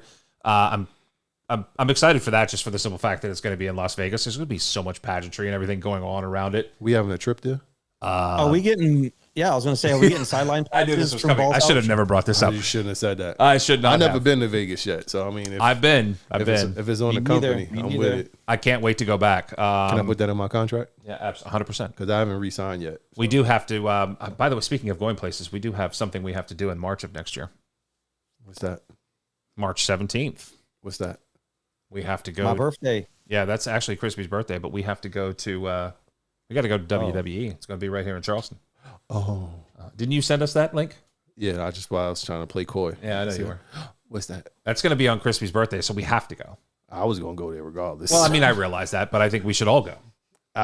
Let's get ringside. Let's get ringside so we're on TV. We'll go with our shirts off. We'll all have our belts. It's not on TV. It's a house show. But, it's going to be recorded, though. No, it's not. You At all? You want me to break this down to you? Please, really quick. House shows are just where they go in practice, essentially. Okay. They get all their workout, planning the matches and all of that stuff. It'll say a live show, meaning they're just doing it live, but it's not recorded because this market is not big enough to get a. They'll go to Greenville. They'll go upstate when they do like tapings for Raw and SmackDown. Raw, so the I live think, show is just kind of like. Okay. Well, we should still go because I want to see what it's like. I want to see what that's all about. Absolutely. All right. Cool. So it's in the books, March 17th. We'll try to expense that. So we're going to work on that between now and the and March. Sweet. So I'm in there. All right, let's get it done. All right, so we've got to get to our top 5 lists. We've only got a little over 10 minutes to go here in the show. I'm kind of excited about this list. You excited about hitting a time stamp? Well, I see you looking at the time. We got about 10 minutes or a little over 10 minutes is what I said, but it's 12 minutes to be exact. But this list, I think I say this every week. If I went back and listened to the recordings, I'd probably say this every week. But this list was hard. This list was very hard for me. I could spend a lot of time talking about my honorable mentions because I could go forever having this conversation because I was a comic book kid. I love all the movies. Everybody ready for this? Do you have your top 5? Are you ready? I've been ready, man. You're always ready. I don't know why I asked that question because every time I ask you if you're ready, what's the comment? I've been ready. I'm always ready. Always ready. All right, so we're going to start with number 5. That's the part I do need to remind you of. That's the part where I think that's why I have to ask the question if you're ready because I always have to remind you we're starting from 5 and working our way to 1. Oh yeah. You asked me that last week, if you recall. You were like, "Oh, wait a minute, we're starting with 5." 1 to 5? No, or 5 to 1. 5 to 1. Oh, okay. All right. Let me go find my note. You have a note? I always put a note, man, for my stuff. That's for I your have stuff. A running See, note for my of list. all of Look, my top 5. come on. I'm just checking. You need to step your game up. I've got my game up. Okay, Allah's organized. Don't be hating on him. Well, he doesn't appear to be. Well, the one time he had to Google him in the moment, that's okay. That's fair. You did. When? Like a couple shows back. Top teams of all time. Oh yeah, I don't watch. You football. were on the Googles. I don't watch football. I don't watch football. Oh, so I'm going. Yeah, please. Okay. Number 5 first. Static Shock. Oh, wow. Yeah. Didn't see that coming. Underrated. Okay. And I don't like DC much, but he got locks, and Word. I like locks. Okay. Luke Cage. Oh, nice. You're gonna see the way my list is going. I've seen in a second. Have you seen Luke Cage? Absolutely. Yeah, it's Come really on now. good. That's really good. You're talking to me now. That's really I love good. Marvel. Is this where your list is going? Storm. Number Every 3, single, baby. Every single one of them. Okay. Woo, woo. All right. And number 2, Miles Morales. And number 1, I shouldn't even have to say it. You born big. There we go. The King. R.I.P. Chad. Oh man, yeah, that was rough. My list? No, losing What was him. 1? Oh, I didn't like the way you said that just now. What'd I say? He said that was rough. You said R.I.P. Chad. I Like, said, yeah, that was after my- rough. After my list, though. No. God, no. R.I.P. Chad. That's a pretty good list. That's a pretty good list. I don't necessarily agree with all of them, but it was a pretty good list. There were a couple on there. One of my favorites you have on that list is Luke Cage. I think that's one of my favorites. Luke Cage is underrated. I'm a fan. I'm a huge fan. I mean, I know he's just a big black guy who got shot a lot and he has impenetrable skin, but I mean, Michael Colt, he played a Luke Cage on TV. He did a really good job. And that put me into the Power Man mode, right? His comic book name, but I had to put him at 4 because I had to sneak a DC guy in there. I didn't want to go. Was it John Stewart, the Green Lantern? I don't like Green Lantern. He sucks. Where's Nick Fury? Huh? Where's Nick Fury? Nick Fury is not Honorable mention? really the color that he is on TV. That's true. Not in the comic. Not in the comic Samuel initially. Jackson. Not in the Nick comic. Fury. Where we didn't go MCU Okay, fair enough. specifically. Fair enough. Yeah, because I would have went like M'Baku. I would have just started putting all of the rest of, Yeah, I could have went Okoye. Hell, Hulk, when he turns into Hulk, technically he's black. So I could have put him in there too. It's true. Only when he turns into Hulk. When he's Banner, he's back. Literally green. He gets angry. He's angry. He's big. He's green. He smashes stuff. Sounds like angry black man. It turns green. That's me. Now, if we talking like Red Hulk, then I'd have been like, all right. Yeah. I'll pass on that one. I think he's red. My point exactly. Y'all get it? Oh, goodness. Underlying theme of my list. There you go. Aquaman technically is black too, if y'all didn't realize that. But that's a He's different story. Samoan. Not Jason Momoa. I mean, he is technically. He is, technically. Thank you. He has tribal tats and everything. Right, You're right. right. Yeah, I yeah. got you. Yeah. But no, I won't. No, you won't. All right. What you got? All right, so you might see a theme in mine, but it was not intentional. Okay. So number 5, Wonder Woman. Linda Which one? Carter. Okay, thank you. Linda Carter, 70s. That was my lady right there. That was my first woman crush, if Crispy, you will. bear with me, please. Yeah. It's not I'm your sorry. list. Christian, shut your face. Let him finish his list first. Listen, I know you're nerding out. Listen. I don't know shit about sports, but I can talk about comic book characters. Yeah, well, here's the other thing. I did have to Google some of these. I actually... That's why I'm saying. He's saying Wonder Woman. You like, which one? He didn't even know which one. So Wonder Woman was because it was, it was on TV when I was a kid. Linda Wonder Carter was Woman. hot back in the day. And it was a Yeah. woman. Gal Gadot. That's is right. That's right. Amazing. Yeah, stand by. Her movies suck. All right, but number 4, First one was good. Captain America. Okay. Captain America. hold on. Which one? If Christian says it, which one? We could do this Which all one? day. Which one? See? Just Captain America. Just Captain You America. can select your version. Number 3, I have Iron Man. Okay. He's really up there for me. Actually, I could have probably taken him one, but number 2, Wolverine, Can't be and mad. then Shout out my man Logan. and then I love all the number Logans. 1. Number 1. I never really read the comics. It's more so the movies and the TV series. About to say Superman. Oh, Nope, Superman. Superman?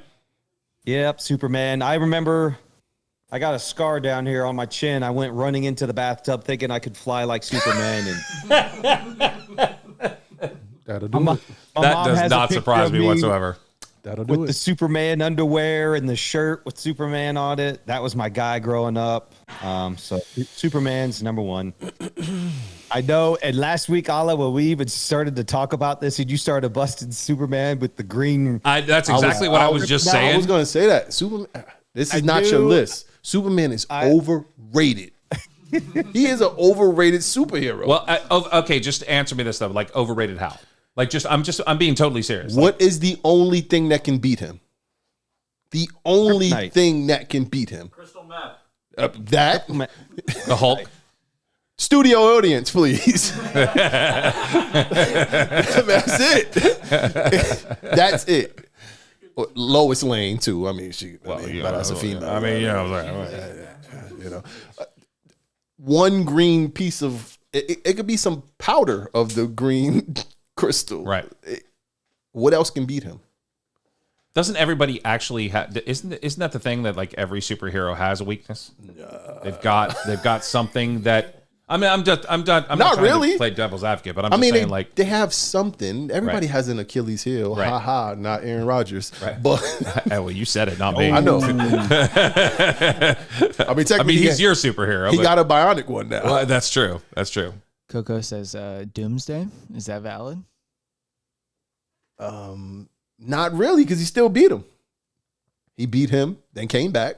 Obviously, we know comics, you're never dead, right? Ever. But Because there's 10 spin-offs of every superhero's death. Doomsday, he will whoop Superman's ass, but Superman is going to Superman because he's Superman. Right? Come on now. Y'all know it's true. But what about Batman v Superman? What did he beat him with? He beat him with his mama. That's facts. What did he beat him with? Martha. Wasn't it like a dust of kryptonite that he shot in his face? Thank you. Allah likes the dust. He's good with that. Yep. I mean, hey. Look, he's not on my list. I'm just going to go ahead and tell you that now, so I'm not going to argue with you. I wasn't bashing. I'm not saying anything about him being picked, but I told you he's overrated. Yeah, like I said, I've never been a huge fan. Like, I was actually All I a had fan to of go off was with the movies and the TV series. I mean, I didn't really read the comics. I was a fan of the original movies because I felt like a lot of movies during that time were ahead of their time. So it was kind of cool to, like, Star Wars during that stretch, like Superman during that stretch of time. I mean, some of the things that they were doing were, you know, it was ahead of their time at that Way point, before CGI, clearly. Of course it was. You can mouth old over there all you want to, but you're a Star Wars fan, so I don't want to hear it. Oh, God. All right, so I'm going to give you my top 5 list really quick. If you're old, he's a nerd. Right. Well, I mean, that goes without saying.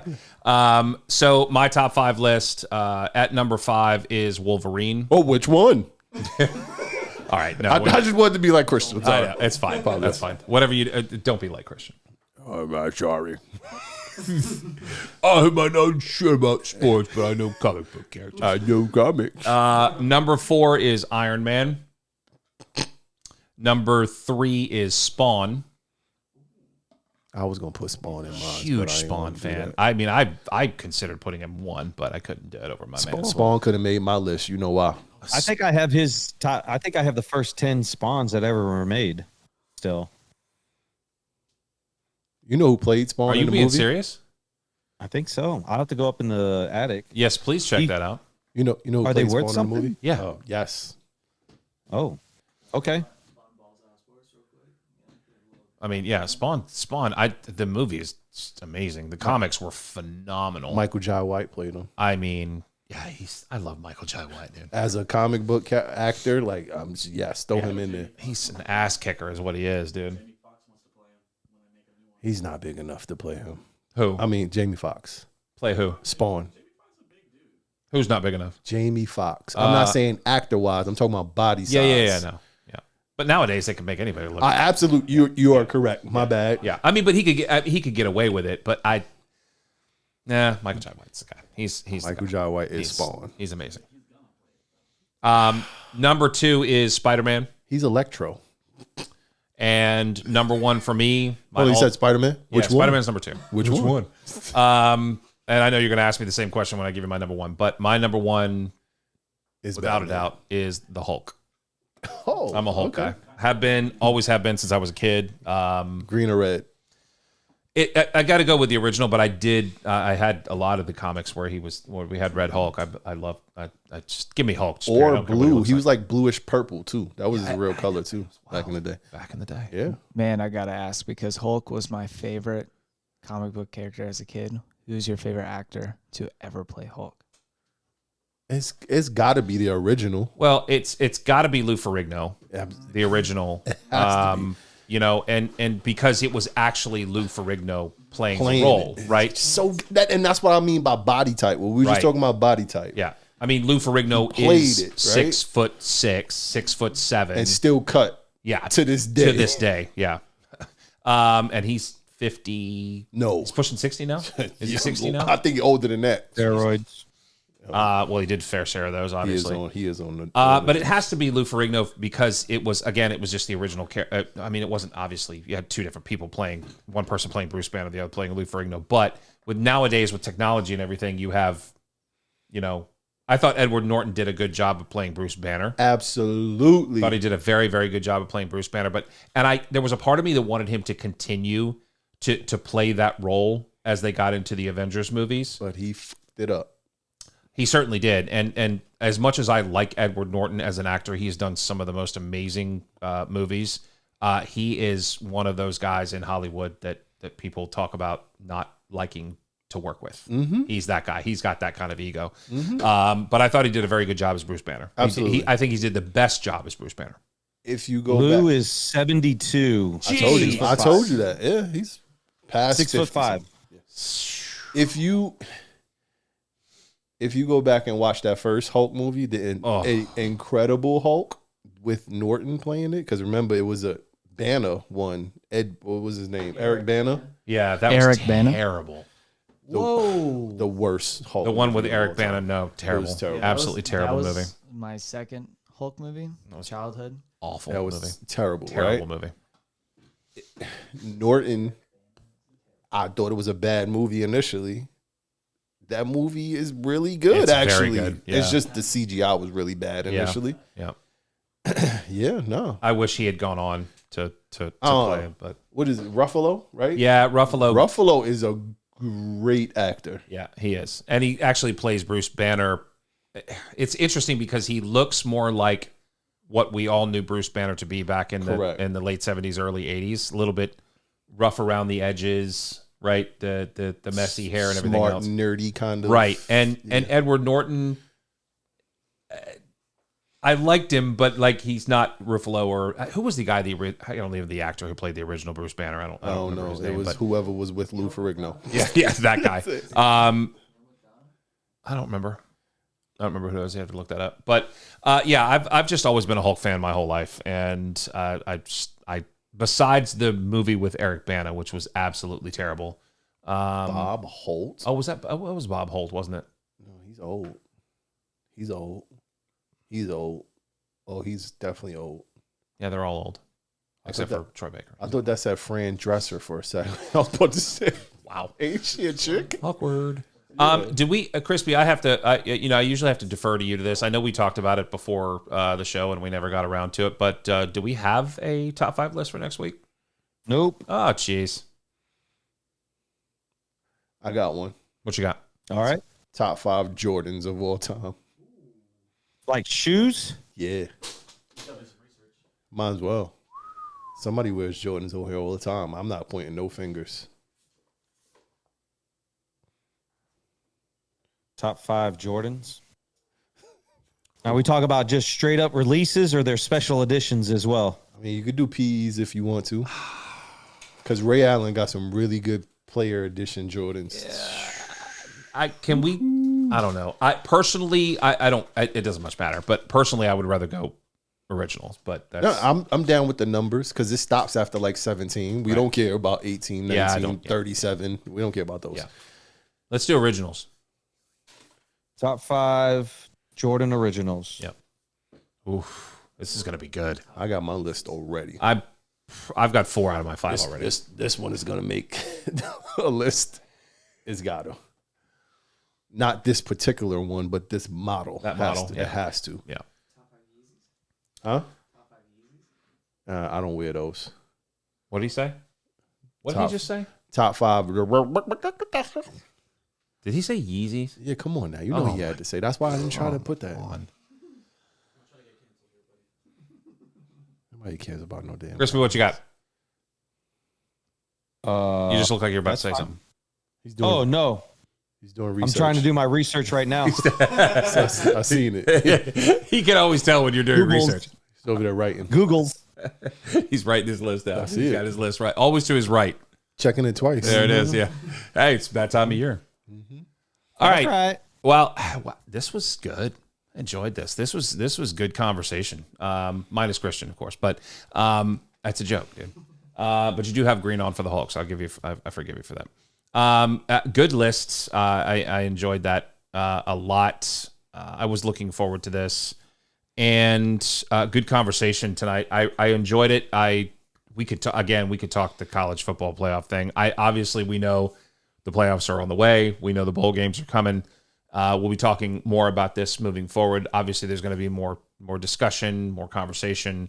And I am also looking forward to next year when we get to the 12 teams. Of course, we talked about this in the pregame. If you were with us and you were paying attention, you would have known that we were discussing how that format's going to look next year. Originally, they thought it was going to be 6 and 6. Instead, it's looking like it's going to be Power 5 and then 7, where you've got the automatic, bids, guys that when the Power 5 conferences are going to be in, and then after that, it's probably going to be by committee selection as well. So everybody relax, because this is what we said years ago when it came down to, we had the BCS and it was the top 2 teams and they were picked.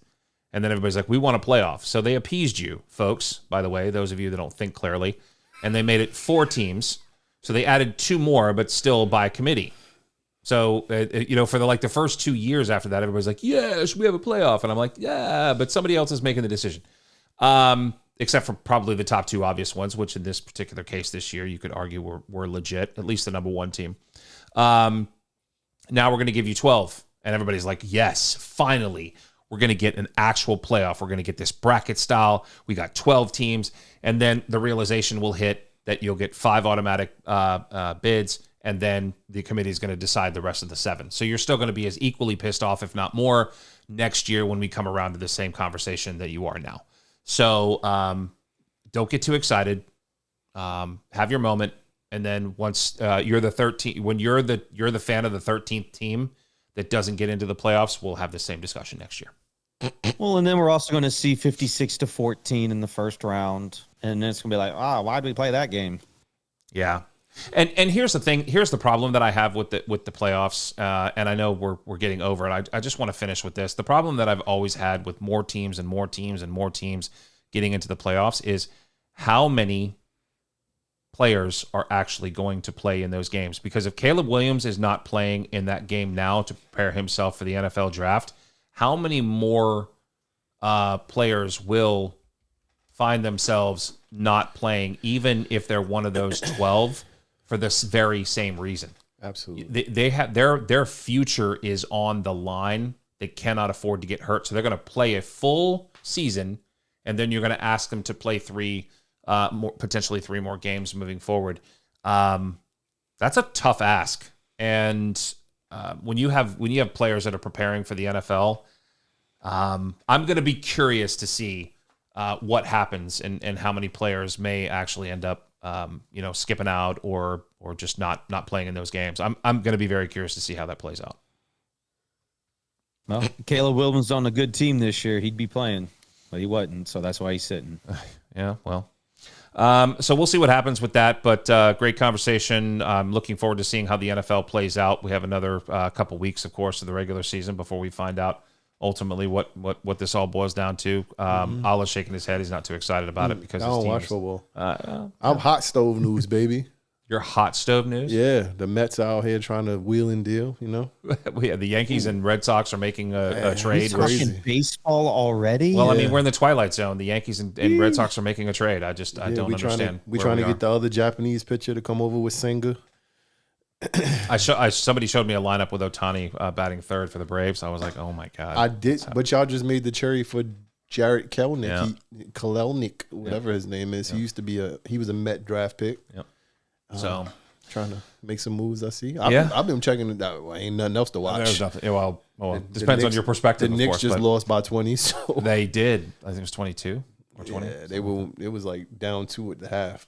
But lost to the Bucks by like 146. And now they're not in the playoffs. I mean, playing what is in season something mid season? You were all about that thing. I don't know, man. I didn't say nothing about this tournament. I'm ignorant to it. I don't know. I don't know what it is. I don't either. All I know is the regular season's still going on. We've got a lot left to talk about, of course, with the NBA moving forward. All right, that's it. That's going to do it for us. For Crispy in Greenville, South Carolina. Allah to my left. Fellas on the other side of the camera, Christian, Coco, we appreciate you. For those of you listening, tuning in, watching, we appreciate you. Appreciate your comments. Appreciate you getting involved.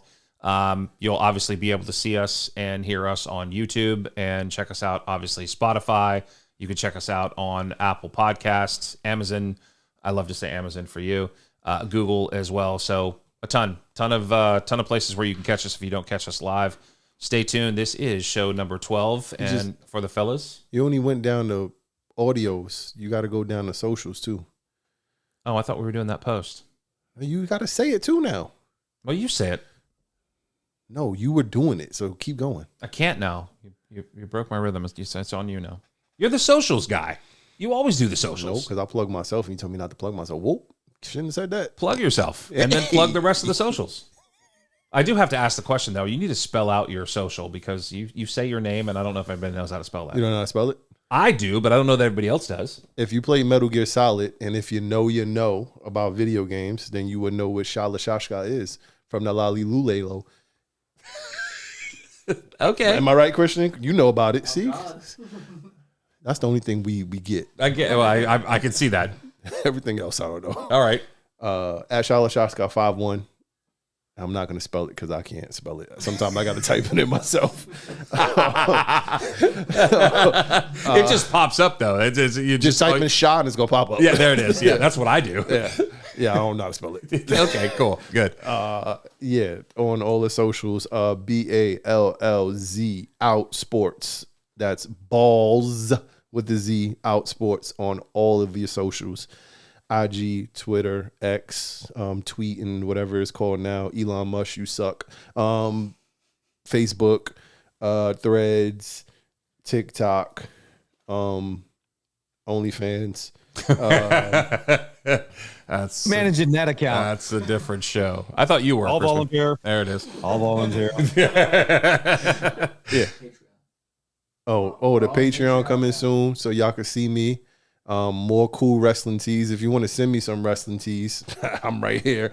Waiting on them. Donate $1. Size medium. Size Don't- medium. If you want, that's the $5 tier. If you want to see me put a size medium on, because I don't know how well it's gonna look, but I do it.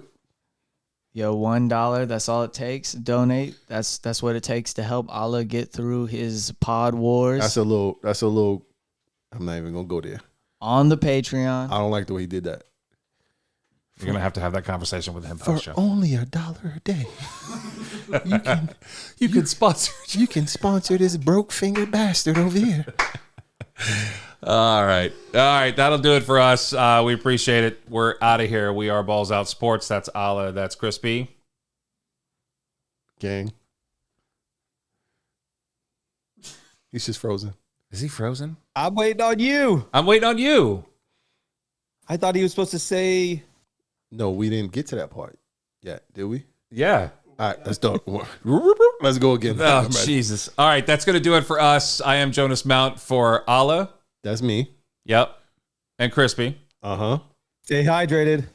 You normally see y'all messed it up. You got to normally say, that's it for boom, boom. And then we go out. I say, suck it, jabroni. Then he says to stay hydrated. Go replay it. It's 12 Are episodes we doing now. this again? What? It was 13? Is this 13? This is 12.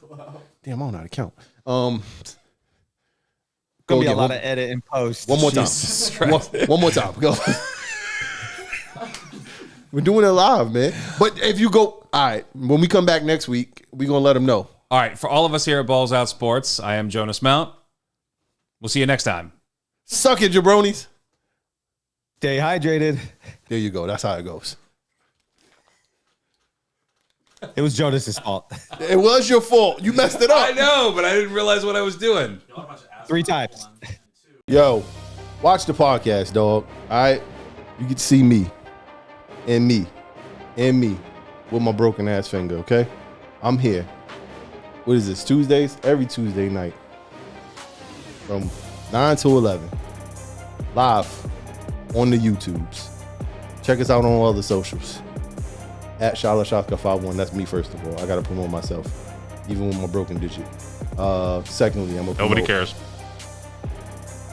Almost lost my life. Secondly, I'm promoting this show, which is at Balls Out Sports. BALLZ. That hurt. BALZ Out Sports on all your socials. Christian, they should be that area. Load them into the belt.